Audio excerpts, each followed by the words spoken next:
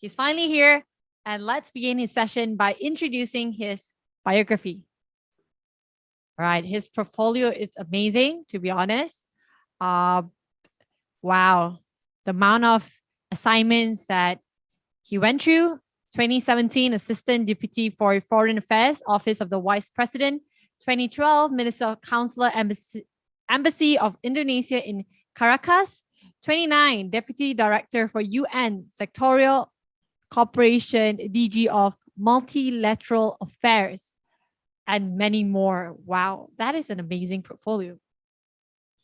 And without further ado, let me invite on stage, on the virtual stage, we have Mr. Muhammad Siraj Parvito.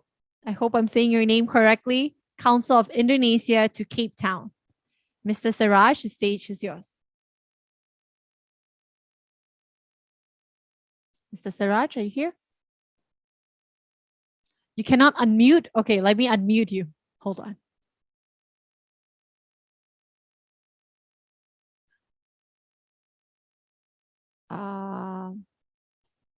Guys, tech team, can we have some help?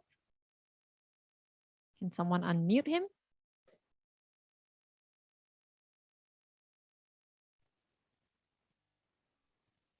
Okay, I'm gonna be using this from cell phone. Can you hear me? Yes, we can hear you. Okay. So, could you please help me with the slides, please? Yeah. Okay. Can we make him a co-host? Yes. No, I mean, could you help me? Oh, okay, sure. Because I don't have the slides in my cell phone. Yep, hold on. Slides are coming.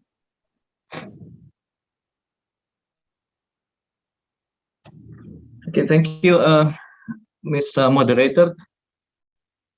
So I think 6 speakers are a bit of a stretch. It's a long day.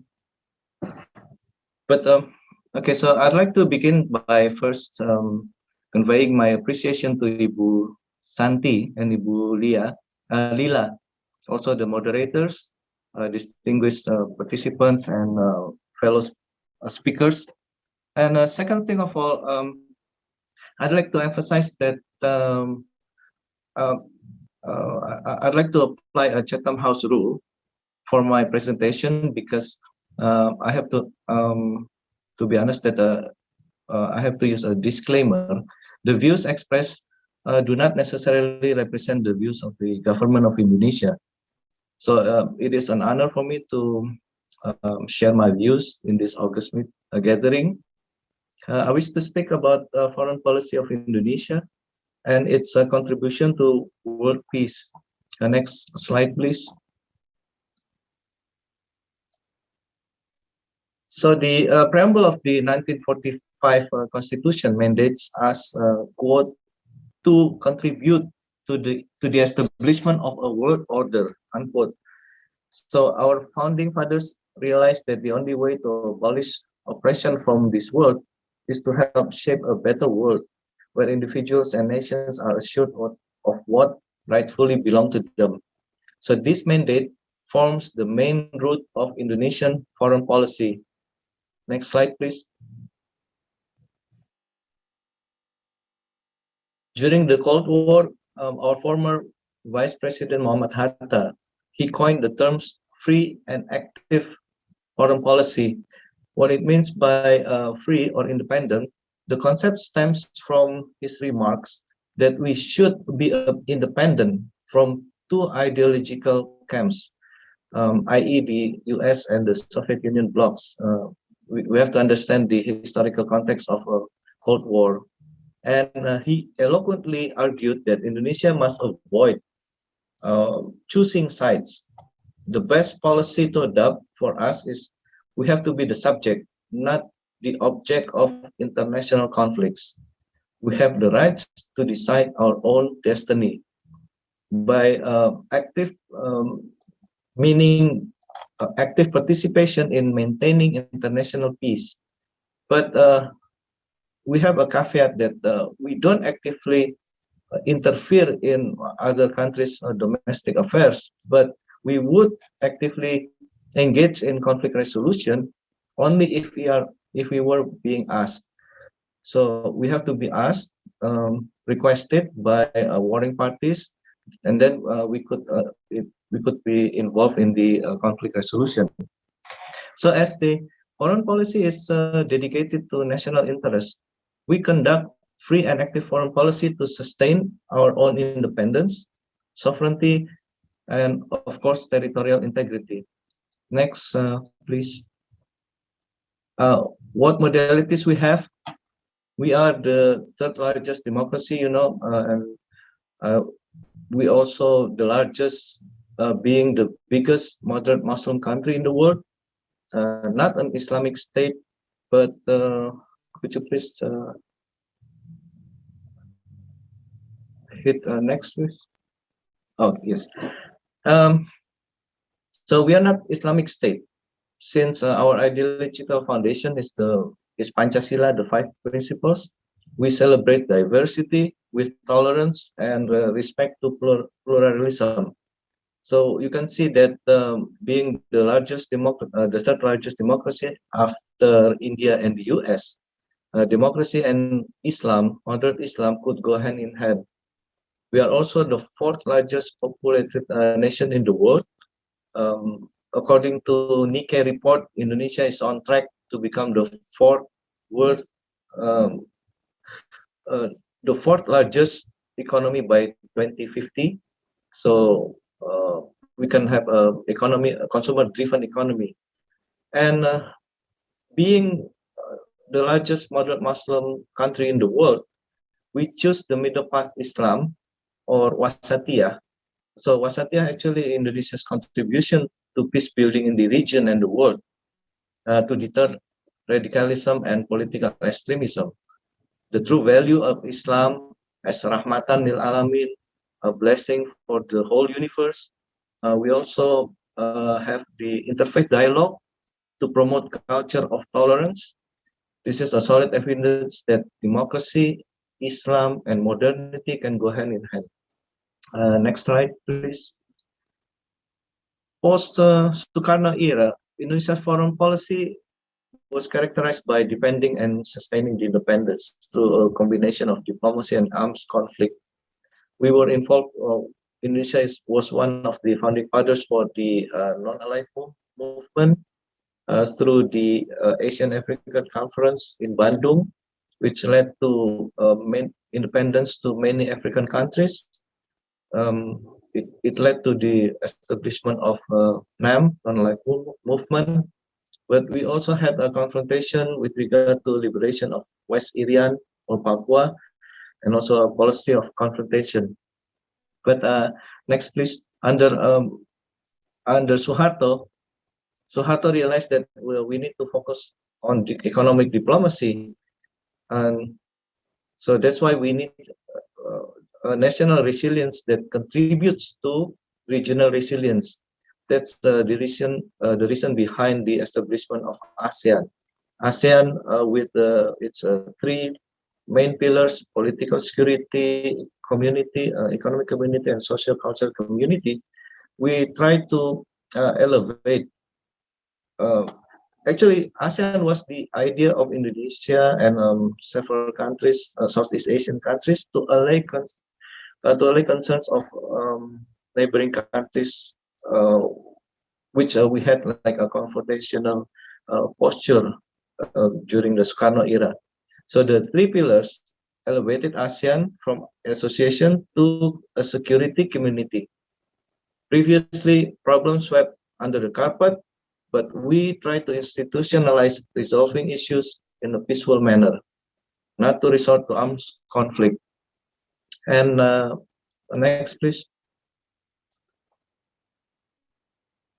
ASEAN tried to become at the driver's seat. So we have a Treaty of Amity and Cooperation and SONFEST, because we want major powers to accede to the TAC.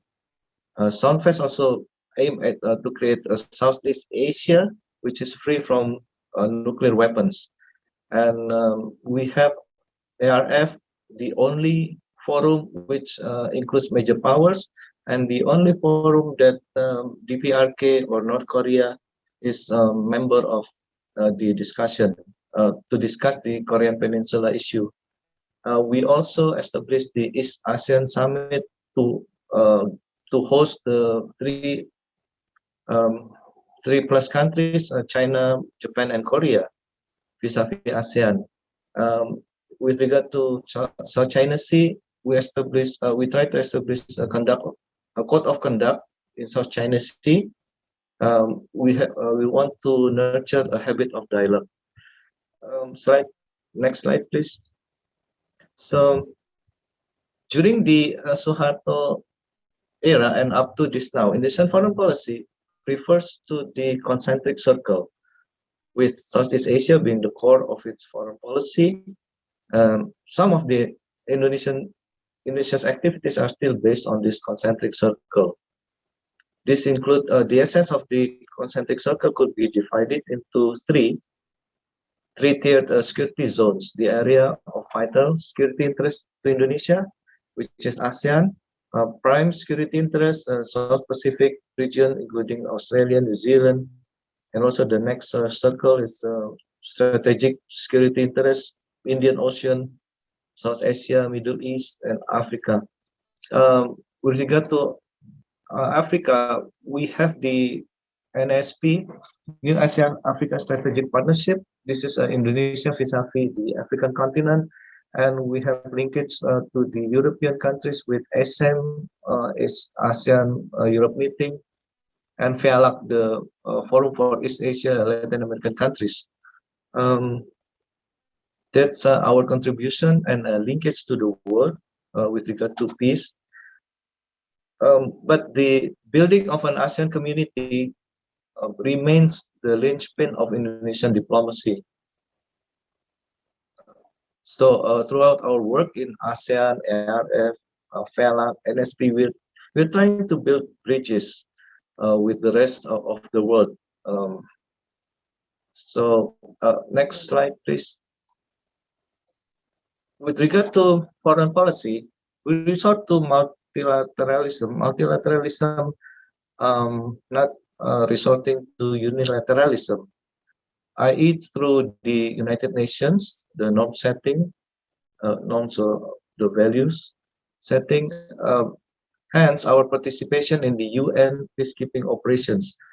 So since our first participation at the UN emergency forces in 56, we have contributed actively to peacemaking and peacekeeping at the regional and global level. We project ourselves as a true partner for world peace. So that's why we have become 4 times a non-permanent member of the UN Security Council, and being the latest in 2019-2020. Indonesia is also one of the largest contributors of global peacekeepers. In 2015, we ranked the 12th as the true contributing country, with more than 2,700 personnel deployed in the UN peacekeeping missions globally. And Indonesia increased the number of peacekeepers up to 4,000 in 2019. Next slide, please. As a highly heterogeneous nation with diverse, more than 1,300 ethnic groups, 750 languages, 6 religions, 34 provinces, spread out over 17,500 islands, Indonesia realizes that the potentials for conflicts are ever present. So that's why Indonesia is not only responsible for maintaining peace in its own territory,